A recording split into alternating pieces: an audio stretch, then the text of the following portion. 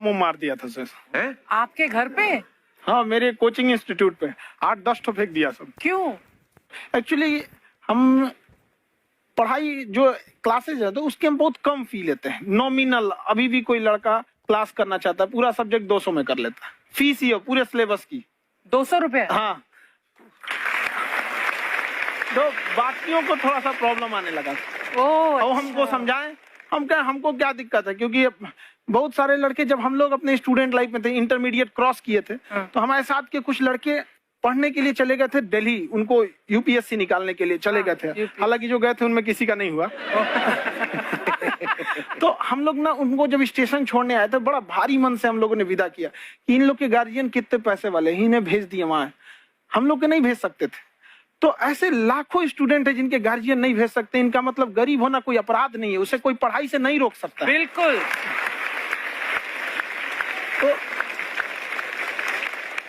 तो हमने ठान लिया था कि कभी अगर मौका मिलेगा तो उसको हम जरूर कम करेंगे। तो इस साल हमको मौका मिला, तो वो जो टफेस्ट एग्जाम है इंडिया का, यूपीएससी, उसकी 2.5 लाख की फीस को हम 7,500 में कर दिए। और सेम, बहुत बढ़िया, वेरी गुड।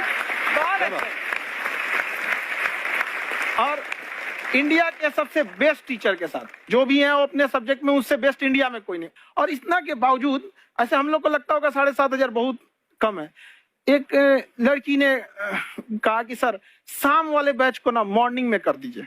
हम कहे बाबू तो इतना सबके इंडिविजुअल से तो बैच ट्रांसफर नहीं, तो क्या प्रॉब्लम है? उसने कहा ना शाम में हमको दूसरे के यहाँ बर्तन मांजने जाना होता है। तो हम लोग को लगता है कि जितना ये तकलीफ इससे कई गुना ज्यादा है। और कई बार तो ऐसा लगता है कि वो भी ना ले।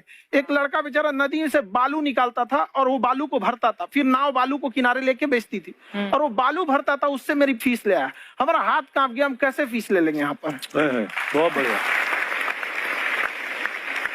उसी दिन हमने ये प्रण लिया था कि भारत का कोई भी बच्चा, उसके सफलता में पैसा उसकी बाधा नहीं बनेगी, चाहे उसको जितना भी पढ़ना रहे। आपका क्या बात। और अर्चना जी, मैं इनके बारे में एक बात, खान सर आपके बारे में मैं एक बात कहना चाहता हूँ। इनका जो स्टार्टअप है ये बूटस्ट्रैप्ड है। अच्छा। मैं साधारण भाषा में बता देता हूँ, ये सेल्फ फंडेड है। इन्होंने अभी तक किसी और से पैसा नहीं लिया है, ये इन्वेस्टर के पैसे से नहीं, इन्होंने खुद इसको बिल्ड किया है। और बल्कि इतना स्ट्रॉन्ग स्टार्टअप है ये कि मैं चाहूंगा कि अगर इन्वेस्टर्स को इन्वेस्ट करना हो तो मैं इंडोर्स करता हूँ ऐसे स्टार्टअप्स को। यही सब चीजों को देखते हुए कई लोगों ने धमकी भी दिया था वहां पर। अच्छा। और उसके बाद बम चला दिए, और 7-8 बम चला दिए, और कुछ ब्लास्ट हुआ। एक बेचारा नया लड़का आया था एडमिशन लेने के लिए, उसकी स्कूटी उड़ा दिया। तो वो आया था, कहा कि सर हम तो पढ़ने आए थे, हमारा स्कूटी उड़ गया, हमारी ऑफिस उड़ा दिए सब। एक तो पास में आके गिरा और नहीं फटा वो।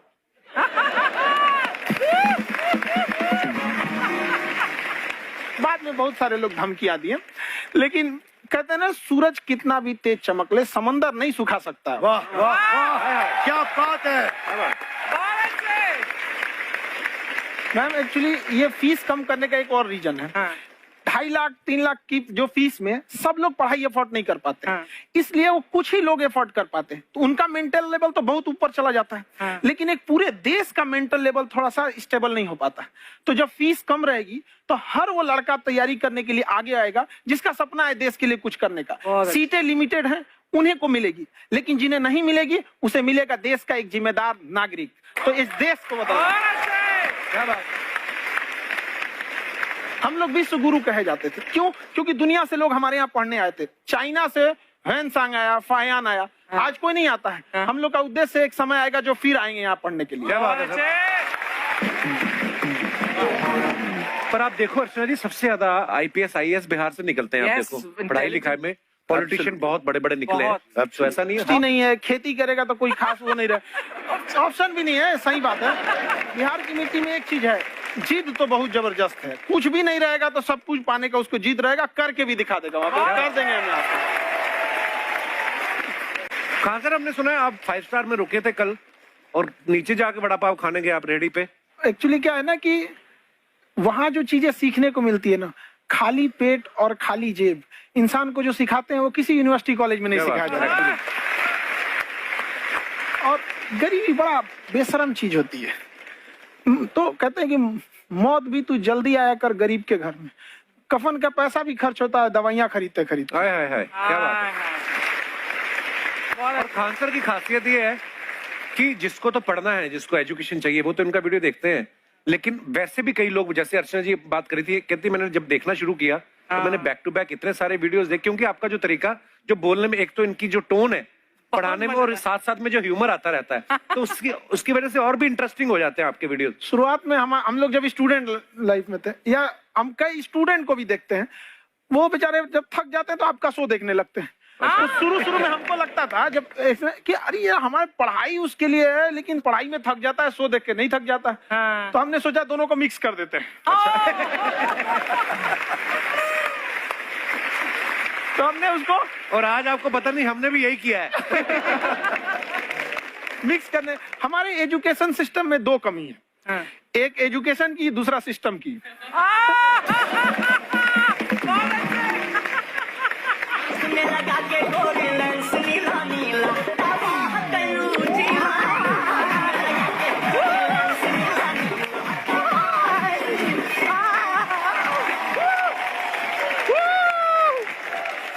हाय, वाह, नमस्ते गुरुजी, नमस्ते विवेक जी, नमस्ते खान सर। अच्छा लग रहा है, वाह, आप लोगों से मिलकर ना आप हम मर सकते हैं।